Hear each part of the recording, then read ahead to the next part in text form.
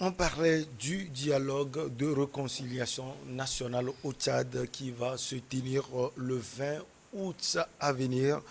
Dans ce pays, on donne la parole donc à Madame Dado Noura Noviekou. Entre-temps, même question que celle que j'ai posée tout à l'heure à Germain Pouli. Entre-temps, le président du Congo-Brazzaville, Denis Sassou Nguesso, a voulu être au milieu des frères tchadiens et a souhaité même organiser ce dialogue à Brazzaville. C'est la même question. Est-ce que vous pensez que les Tchadiens eux-mêmes peuvent organiser ce dialogue en dépit de tout ce qui les divise? Alors, je crois que quand nous parlons de dialogue, oui, de dialogue, il est toujours important de trouver la bonne personne. Et aujourd'hui au Tchad, j'estime qu'il y a au moins des personnes quand même acceptées de part et d'autre, donc par les différentes parties prenantes. Et donc, je me dis, est-ce qu'il y a besoin d'aller chercher quelqu'un de l'extérieur? Même si il y a des différends, j'imagine qu'au Tchad, qu'on pourra quand même trouver des gens qui soient, si vous voulez, impartiaux et qui soient acceptés de part et d'autre. Maintenant, est-ce qu'il y a des noms? Là, tout à l'heure, là, je ne peux pas en citer, mais j'imagine qu'on pourra en trouver. Et j'opterais peut-être pour cette logique parce que c'est toujours mieux d'avoir quelqu'un qui soit en fait du pays, Du pays. qui maîtrise les réalités, qui connaît l'histoire, parce qu'il y a aussi, comment dire, disons des secrets que quelqu'un de l'extérieur ne va pas vraiment C'est cerner. vrai. Il y a un certain nombre de paramètres culturels et que quelqu'un de l'extérieur ne va pas cerner. Et donc, il est toujours bien d'avoir quelqu'un de l'interne. Et maintenant, c'est aux Tchadiens de voir qui est cette bonne personne-là en termes de profil qui peut être écoutée par les parties en conflit. Maintenant, la question sur le dialogue en soi, je disais tantôt que ça serait pas facile. Pour ne pas dire ça serait compliqué et complexe parce que nous sommes à 3 mois du délai de la transition, c'est-à-dire les 18 mois, a priori, c'est en Oui, octobre. oui. Et donc, si c'est en octobre, ça veut dire qu'en fait, il reste mathématiquement 3 mois 3 mois. pour finir cette transition qui a promis en fait des élections législatives et présidentielles. On est d'accord qu'en 3 mois, on ne pourra pas organiser les élections législatives et présidentielles. Autrement dit, Il faut encore les 18 mois il faut rallonger et je ne pense pas que les autres groupes sont prêts à à accepter. accepter cela, d'où naturellement il y aura encore un blocage. Mais il est clair qu'aujourd'hui, on est dans une situation où il faut communiquer, il faut dialoguer, il faut mettre en tout cas les bases qu'il faut pour relancer le pays. Mais généralement et malheureusement, on est avec des acteurs politiques qui ont des intérêts, qui aussi font face à un certain nombre de réalités qu'on ne maîtrise pas, parce qu'il faut aussi le dire, ce qu'on nous affiche n'est pas forcément ce qui se passe, et donc il y a des choses qu'on ne maîtrise pas forcément, qui fait que tel acteur peut réagir différemment ou par rapport à ce qu'on espérait. Donc, c'est tout ça là qui rend compliqué cette situation-là. J'espère que ce dialogue, les 1 mois qui restent pour ce dialogue qui est prévu pour le 20 août, j'espère que les différents acteurs seront consultés pour donner leur avis, leur, je dirais, leur sujet de discussion, leur point de priorité et que déjà on commence à faire un travail préparatoire en amont avant le jour J. Parce qu'en réalité, le tout n'est pas le jour J, mais c'est tout ce qui est fait en amont avant le jour du dialogue. Parce que le jour du dialogue, en fait, on ne fera que de la facilitation et harmoniser les idées. Mais si en amont, les gens ne sont pas consultés, on ne va pas décréter un dialogue. Alors, Voilà un peu. C'est Oui. difficile, hein. En Afrique, c'est difficile que dans un pays où il y a une situation de crise, que ce soit les autochtones qui interviennent pour mettre les différentes C'est difficile, parties mais ce n'est pas impossible. en Oui, c'est conciliation. difficile, mais ce qu'elle a dit Mais aussi, compte tenu des oui, réalités du pays, non, faut être. vous voyez qui est au milieu de ce dialogue, Ely Non, Johnson? je voudrais juste chuter. Il faut être pragmatique. Vous savez, lorsqu'il y a cette situation-là et qu'on pose un sujet, lorsque enfin, une des parties prenantes voit que la balance va de l'autre côté, tout de suite, celui qui est au milieu, il est considéré comme proche de l'autre camp. Oui. C'est ça qui rend plutôt difficile les dialogues chez nous. Maintenant, lorsque nous prenons aussi des pays tiers, hein, comme le cas du Togo où le président ghanéen était au centre et tout ça. Mais Et après, l'ancien président guinéen, Alpha Condé aussi. Alpha Condé, vous avez compris. Tout de suite après, c'est que ils ont joué le jeu du pouvoir en place, etc. Ils ont contribué à cela et ceci. Et donc, ce qui doit être fait, généralement, ce sont les organisations internationales. À mon avis, une fois que vous mettez l'ONU, l'UA, ou, je ne sais pas, c'est la CEMAC, non? Oui. Au centre, Au là. centre. Donc, une fois que vous mettez ces organisations-là dans le jeu, je pense que le dialogue peut mieux tenir. Parce que autrement, les pays amis, les présidents tiers, les autochtones, c'est difficile. C'est un pas avis. faux aussi. Hein. Non, c'est pas faux. C'est aussi quand même dans une certaine mesure vérifié. Alors, je suis d'accord en partie avec la logique, mais ce que je dis, aujourd'hui, on voit aussi qu'on prend les autres expériences. Le temps de faire ce dialogue-là, le temps que ça prend, et c'est là que je suis d'accord avec vous. Si on prend par exemple les présidents, ils ont leur pays aussi à gérer, donc ils n'ont pas le temps pour vraiment investir de Et l'énergie. souvent, Par ceux contre, qu'on propose ne sont pas forcément des modèles. voilà. Par contre, les organisations internationales, oui. Mais là encore, c'est voir quel est le rapport de ces organisations internationales avec le Tchad aujourd'hui. Sinon, oui, en partie, je suis d'accord avec vous. Alors, madame a touché un point, Germain Pouli. On est à 3 mois presque de la fin de cette transition. Est-ce qu'on peut déjà en déduire qu'au cours de ce dialogue, on va parler du fait de prolonger ce dialogue, c'est-à-dire prolonger la transition, j'allais dire 18 mois encore, puisque c'était prévu? Oui, à partir du moment où on veut une élection, enfin une transition inclusive et des élections transparentes, il faut se donner le temps de le faire, donc à travers le dialogue notamment. Et tant qu'il n'y aura pas ce dialogue, les élections, le processus de transition n'aura pas tout le caractère inclusif qu'on aurait souhaité parce que les autres estimeront qu'ils n'ont pas été associés dans la prise des principales décisions donc qui vont conduire cette transition. Maintenant, 3 mois, c'est clair que rien ne pourra se faire dans le sens de la normalisation d'ici 3 mois. Et tant que le dialogue n'aura pas lieu, la transition va se poursuivre. Peut-être qu'un jour, s'il n'y a pas de dialogue, ils se diront, s'ils sont fatigués de conduire la transition, ils se diront, bon, unilatéralement, on va organiser l'élection et installer un pouvoir légitime. Mais c'est ce qu'on ne souhaite pas. Et donc aujourd'hui, c'est évident que la transition va être prorogée de quelques mois. Peut-être ils vont dire 9 mois ou 1 an. Même après ça, puisque je crois qu'on est en train d'avancer vers des transitions de 4 ans, comme celle sollicitée par les Maliens, avant qu'ils ne reviennent. 5 ans même.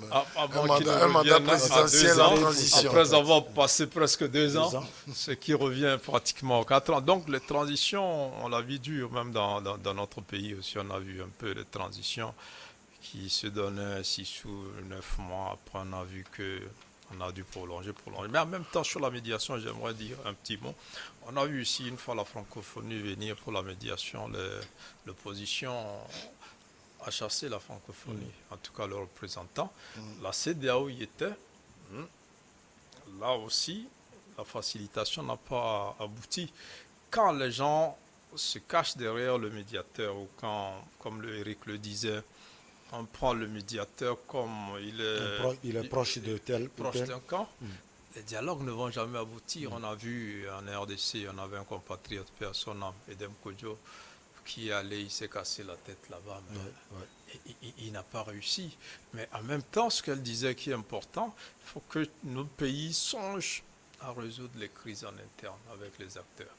Parce que on cherche des étrangers, ils viennent, mais après, tout le monde n'est pas satisfait. Or, si on arrive à trouver quelqu'un qui fait l'unanimité, généralement les gens prennent des religieux. On a vu un peu comment les conférences nationales parfois s'organisent. Au Bénin, ça a été un grand succès. Mais on n'a pas besoin de prendre un étranger. Les nationaux peuvent s'entendre s'ils sont sincères et régler les problèmes entre eux. Malheureusement, on est en politique et personne n'a envie d'aller à un dialogue à l'issue de laquelle et duquel, j'allais dire, il perd, par exemple, une élection. C'est comme s'il allait accompagner l'autre parti et qui, donc, quand quelqu'un perd une élection ou voit qu'il va perdre une élection, tout ce qui s'est organisé autour en amont avant la tenue de cette élection, il n'est pas d'accord. Et donc, même quand il y a une facilitation étrangère, on n'est pas totalement satisfait. Et vous avez vu dans le cas du Togo, l'échec du dialogue a fait que la CEDEAO a imposé une feuille de route. Ça veut dire que c'était impossible pour les Togolais de s'entendre, malgré la facilitation. Et donc, aujourd'hui, on a mis en place un cadre national de concertation.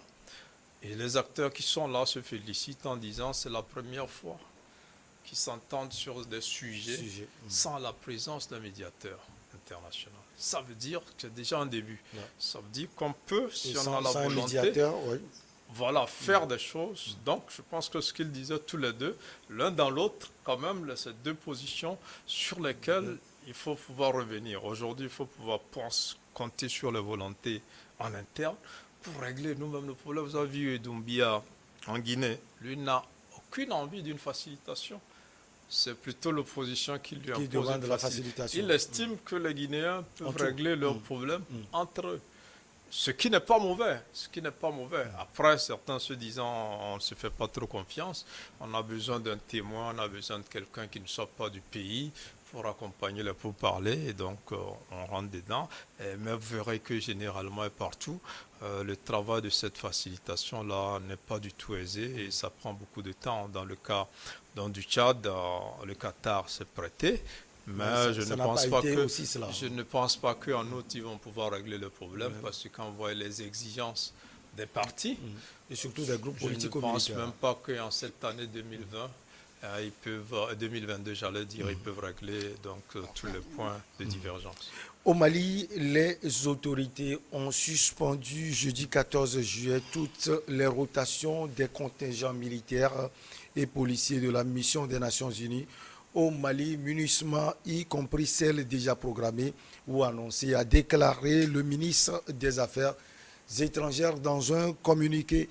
Eric Johnson, on connaît le contexte actuel. Cette décision du gouvernement malien arrive 2 ou 3 jours après l'arrestation de ces mercenaires entre griffes ivoiriens. Non, vous savez, je pense que le Mali a déjà fait un grand pas pour amener la CEDEAO à lever partiellement ces sanctions, mais les plus dures, parce que ça agit beaucoup sur les populations. Ce n'est pas la peine, à mon avis, de continuer par mettre encore de l'huile au feu, parce que, vous savez, quand les militaires ivoiriens ont été arrêtés à l'aéroport, il y a eu tout de suite une communication très forte pour dire que voilà, ce sont des militaires, et l'on est allé jusqu'à dire que c'est parce que on veut déstabiliser le Mali et que la CEDEAO d'abord a levé ses sanctions pour permettre aux avions et tout ça de fouler le sol malien. Je crois que cette communication-là, elle est très dangereuse. Parce que vous êtes un État, la Côte d'Ivoire aussi, et lorsque vous arrêtez un militaire, ce qui se passe d'abord, c'est entre militaires. On essaie d'abord de comprendre pourquoi ces militaires-là étaient sur le sol malien et qu'est-ce qu'ils sont venus chercher. Et lorsque vous n'aurez pas de réponse nette de la part de vos collègues de l'autre pays, là, tout de suite, vous pourrez les considérer comme des militaires. Parce Pour que vous, ce n'est pas ce qui a été fait. ça n'a pas été fait de cette manière. Et plus tard, on apprend même qu'un gendarme en poste à l'aéroport a été arrêté parce que c'est lui qui a filmé les choses et qui a envoyé ces images-là, etc. Donc, la dangerosité de cette communication est que désormais, tous les pays qui ont aidé quand même le Mali à retrouver son intégrité au sein de la Côte d'Ivoire sont mis en difficulté vis-à-vis de la Côte d'Ivoire. Parce que nous sommes dans une organisation qu'est la CEDEAO et qui a toujours dit que les problèmes se règlent au sein de la CEDEAO. Mais tel que ça a été fait, vous savez, à l'heure actuelle, ils sont en pleine négociation. Parce que l'État ivoirien est en train de convaincre que ces militaires-là sont en mission officielle. Et ils sont Alors, ce que arrivés vous sur... dites, c'est un peu aux antipodes de ce qui circule sur les réseaux sociaux. On Oui, nous dit vas-y. qu'on a interrogé ces soi-disant mercenaires. Oui. Parmi entre les 49, Oui. il y a 4 versions différentes. C'est le flou total, Eric Johnson. Oui, justement. C'est pour ça que je dis que la communication là a été mauvaise. Il ne fallait pas faire cette communication en disant de go que ce sont des mercenaires qui ont été arrêtés. Parce que là, vous ne pourrez pas, si ce n'est pas le cas, avoir tout de suite de bonnes relations avec votre voisin. Or, le Mali, comme je le disais, a eu la levée de certaines sanctions parce que tous les pays frontaliers surtout l'ont voulu, ont aidé le Mali à avoir ça. Parce que la Côte d'Ivoire sait très bien que commercialement, elle a besoin du Mali et vice-versa. Et donc, il faut faire extrêmement attention. Aujourd'hui, moi, je dis qu'il ne faudrait pas que la situation du Mali s'envenime encore parce que ce qui s'est passé là, jusqu'à la levée des sanctions de la CEDEAO, ce sont les populations qui ont plus subi ça. Pas la junte. Pas la junte. Ce sont les populations. Et tout ce qui se fait aujourd'hui, c'est pour cette population-là. Mais il ne faudrait pas braquer les gens contre les populations sœurs. Malheureusement, c'est ce qui se passe. On est en train de clicher la Côte d'Ivoire comme étant un pays qui est contre le Mali. Oui, un pays qui veut détruire le Mali. À quelle fin? À quelle fin? Je ne vois pas la Côte d'Ivoire rentrer en guerre contre le Mali. Ça ne servira à rien puisque les problèmes ivoiriens n'ont pas encore été résolus pour qu'on aille en chercher encore d'autres. Alors, le ministre a rassuré, pour lui, Bamako travaille à réunir les conditions propices à la levée de cette mesure qui a été prise. Madame, vous pensez également que, est-ce que cette décision, justement, va aider le Mali? Alors, peut-être avant de répondre à ta question, c'est peut-être revenir un peu sur la situation qui a prévalu avant la prise de cette nouvelle décision. Moi, je suis un peu embêtée par rapport à comment tout ça là s'est passé. On est dans une situation où il y a eu tellement de versions, où finalement, on ne sait plus laquelle est la bonne version. Effectivement. Voilà. C'est pourquoi on a tellement de versions. Voilà. Du coup, on n'est même pas capable de pouvoir dire est-ce que tout ce que le Mali dit est vrai, est-ce que ce que la Côte d'Ivoire dit est vrai ou pas. Parce qu'entre-temps, selon la chronologie des événements, même la MINUSMA a apparemment dit que il ne reconnaît pas ces personnes-là qui ont été envoyées, qui soi-disant venant appuyer la MINUSMA. Ça pose un problème. Maintenant, peut-être là où je rejoins Eric, c'est peut-être que même si c'était vrai que des gens étaient envoyés pour une mission quelconque, le Mali devait gérer ça de façon diplomatique. Et là, je suis d'accord avec lui parce que la situation est assez sensible. Pour rien, on voit les citoyens d'un pays rentrer en violence contre d'autres. Et là, d'accord, oui, dans une logique préventive d'un dégât on pourrait gérer ça autrement. Mais maintenant, sur, disons, la forme et le fond, qu'est-ce qui n'a pas marché? Là, je pense que c'est le point d'interrogation. On n'a pas encore l'information très claire. C'est très difficile. Oui. Maintenant, revenons suite à ta question. Est-ce que c'est une bonne décision pour le Mali d'avoir décidé dans un contexte aussi tendu de suspendre les rotations? Pour moi, disons, il faut dire qu'avant la levée des sanctions, en fait, il n'y avait plus de déplacement ou bien d'accueil des groupes, des contingents. Même le contingent togolais n'a pas bougé depuis l'année passée parce qu'il devait aller appuyer selon les contrats, mais n'a pas bougé à cause de tout ce qu'on savait comme situation. Donc, pour l'instant, ce n'est pas encore, pour moi, je ne vois pas tellement l'impact. Voilà, parce que là, c'est comme c'est un non-événement pour le moment, parce que ils avaient arrêté toute la venue des contingents. Donc, ça n'a pas tellement d'effet. Mais ce qui serait urgent, c'est de vraiment régler rapidement cette situation-là qui peut s'empirer si la communication n'est pas bien gérée. Parce que là, on rentre dans une guerre d'information et ça peut basculer à tout moment et ce n'est pas bien pour qui que ce soit.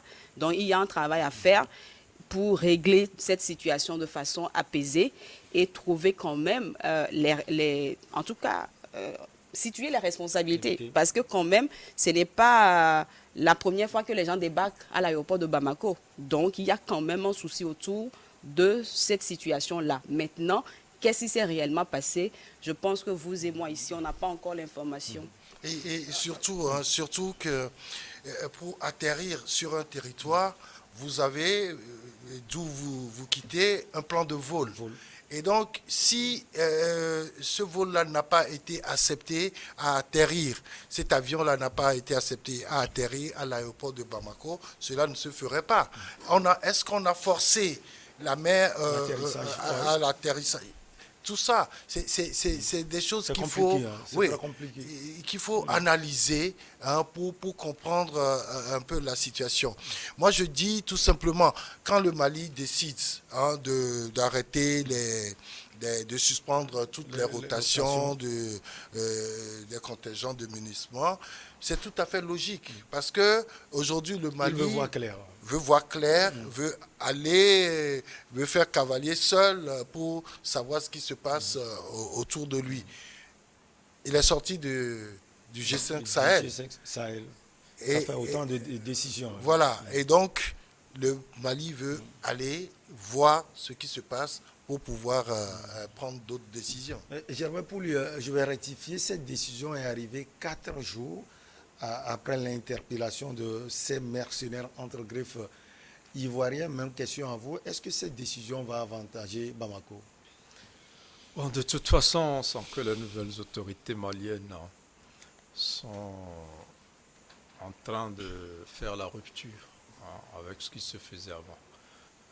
Déjà, ils se sont détournés de la France et de ses partenaires. Ils se sont tournés vers la Russie. Ils essaient de s'équiper. Ils essaient d'avoir le contrôle de leur territoire. Et ils se rendent compte que les 13 000 hommes de l'ONU qui sont là, je crois qu'ils n'arrivent pas à bien percevoir le travail que ces casques bleus-là font. Qu'ils ont envie peut-être qu'on change le mandat de cette mission-là. Et on sait que depuis un temps, ils ne le disent pas assez clairement, mais ils ne facilitent pas le travail de la MINUSMA sur le terrain, parce qu'ils veulent reprendre un peu le contrôle, ce qui n'est pas mauvais. Mais après, le Mali aussi fait partie d'une communauté internationale, surtout des Nations Unies qui ont pour rôle principal de veiller à l'instauration de la paix donc, à travers le monde. Et à ce titre-là, je crois que c'est un peu osé de suspendre, on espère, parce qu'ils ont dit après qu'ils sont en train de travailler pour que les choses se normalisent dans le meilleur délai, mais qu'ils suspendent une mission de l'ONU, je pense que ça va être assez bref Autrement, ça va être un peu dommage parce que l'ONU, c'est quand même un peu quelque chose qui est au-dessus des nations. Et le mandat de l'ONU est assez clair, même si en RDC comme au Mali, on n'est pas totalement pour. On a envie de voir un peu les choses évoluer. Mais l'ONU a sa mission, c'est de s'assurer qu'il y ait la paix, que des gens ne s'entretuent pas. Et donc c'est pour ça que l'ONU est là. Et donc le Mali devrait tenir compte de ça en prenant sa décision. Est-ce qu'on voit l'impact de cette mission même au Mali? Parce que les Maliens le disent, c'est une force d'interposition. Qu'est-ce qu'elle fait exactement au Mali? Oui, mais en fait, ce que les Maliens ne comprennent pas, peut-être moi aussi, avant je ne le comprenais pas, on se disait, mais voilà, ils sont là et les djihadistes sont là. Pourquoi ils n'aident pas l'armée malienne à combattre les djihadistes? Ce n'est pas le rôle de l'ONU. Le rôle de l'ONU, c'est d'empêcher que les gens s'entretuent. Il y a l'armée, il y a les djihadistes. Le rôle de l'ONU, c'est de faire que les deux ne se battent pas. Ce n'est pas d'aider un camp contre l'autre. Donc c'est là où il y a la difficulté. Même quand il y a des rebelles dans un pays, l'ONU ne viendra pas dire, bon, on aide l'armée régulière à éliminer ou à éradiquer la rébellion. Peut-être à la rigueur, on fera en sorte qu'il y ait un dialogue pour arriver à la paix. Donc le rôle de l'ONU, c'est la paix. C'est éviter que les gens s'entretuent. C'est difficile à comprendre quand on se dit que les djihadistes sont des ennemis, sont de mauvaises personnes et qu'il faut les éradiquer. On va donner l'impression que l'ONU les protège. Mais c'est le rôle de l'ONU d'empêcher que les gens en se tuent. Et donc je crois qu'ils doivent tenir compte de ça. C'est un peu les droits de l'homme. Même, vous savez que parfois on va dans des absurdités. On se dit, mais pourquoi ils ont le droit de tuer les populations et on n'a pas le droit de les tuer? Le débat est lancé, mais je crois que c'est ça. C'est pour ce que l'opinion ne comprend pas. Mais en tant qu'Africain aussi, parfois on se pose cette question. Voilà, il y a 13 000 hommes au Mali, un peu plus en RDC. Mais dans ces pays-là, la situation sécuritaire ne s'améliore pas. Est-ce qu'il ne faut pas redéfinir le mandat de l'ONU et lui donner une autre mission que celle d'être là et de veiller à ce que les gens ne s'attaquent pas? Donc, c'est peut-être un débat qu'il faut lancer. Peut-être que le Mali a envie d'aller vers là et que ces exigences... Ou soit le Mali devient le terrain à la Russie. Oui. Allez, on marque la pause pour le journal et on vous retrouve pour la suite.